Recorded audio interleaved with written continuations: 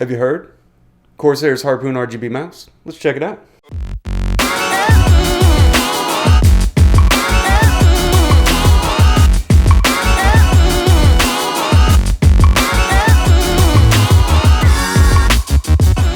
If you hear some weird Phantom of the Opera music in between quiet moments, it's because I'm filming at my gracious sister's house, and my brother-in-law is downstairs getting his Phantom of the Opera music on, and it is loud. You hear me, Lewis? It is loud. But hopefully it's not loud enough that it's going to interfere with recording a video here. One of the things I want to talk about today is we're looking at the Harpoon RGB mouse. If you haven't considered this as a budget mouse for first-person shooter games, I would highly recommend you do. It's a good price at $30, which is cheaper than EVGA's one I reviewed not too long ago, which is now, well, it might be $30 now, but it was $50 at the time. And most good first-person shooter mice are going to be around that $50 range when you're buying from reputable companies like Corsair. What I love about this mouse, and this I want to get this out of the way because people complain about it. I was looking at other reviews and what people say about it before I decided to try it, and one of the things was 85 grams. It's just too light. It's a first-person shooter mouse, man. It's designed to be light. The Roquette Lua is 70 grams. The SteelSeries Rival is about 90 grams. This is right in between sweet spot at 85 grams. While it looks big and like it should be heavier than it is, it's actually a really comfortable weight to me.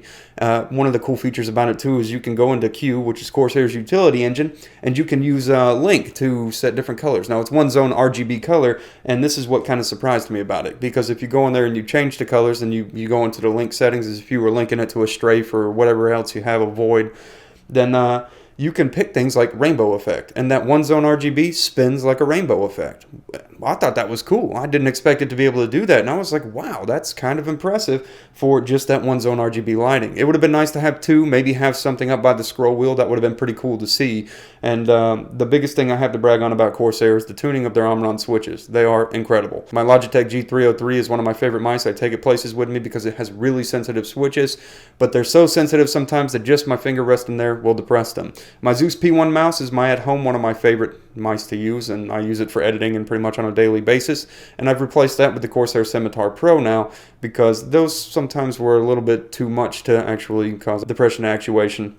And I didn't like that it was just kind of a trade-off. It was either going to be too sensitive for me or not sensitive enough. And Corsair has nailed it now, both with the Scimitar Pro RGB and with this Harpoon mouse. It is just got great depression actuation. They are just responsive and they are really comfortable to use, and I can't brag about that enough on behalf of Corsair. Great job with that. I love the switches you use.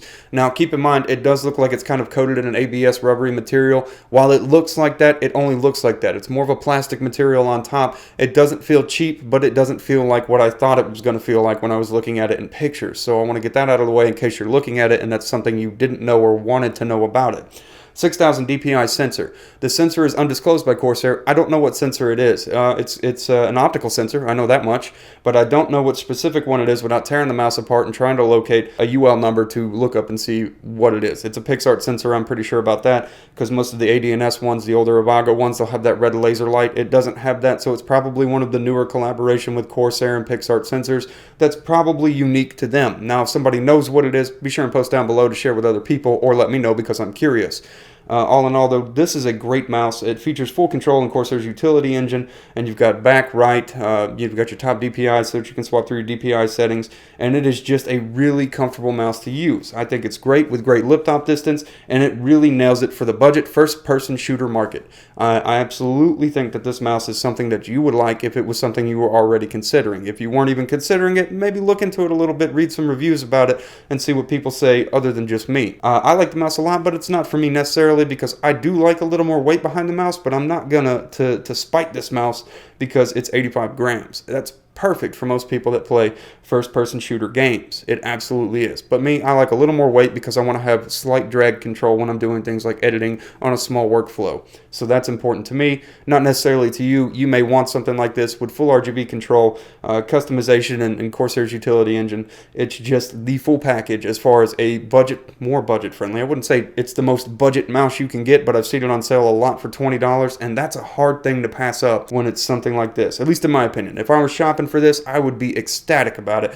100% of what I got when I got it. Anyways, take that for what you will, and kind of take this with a grain of salt. Always check more reviews, read some stuff, see what you think, what's important to you. If you're looking to play things like MMO or MOBA games, you might want a little bit more. You might want a better sensor, or not even a better sensor, but you might want some better control features. You might want something with some more macro buttons, so sort of like the Scimitar Pro or the OG Zeus, things like that. You might want a little more weight behind your mouse because you don't have that here.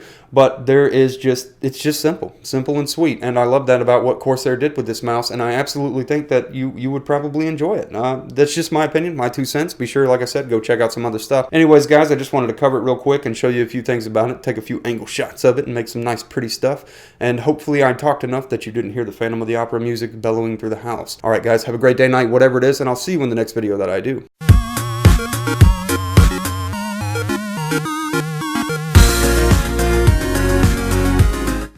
And if you haven't considered this as a budget mouse for first player shooters,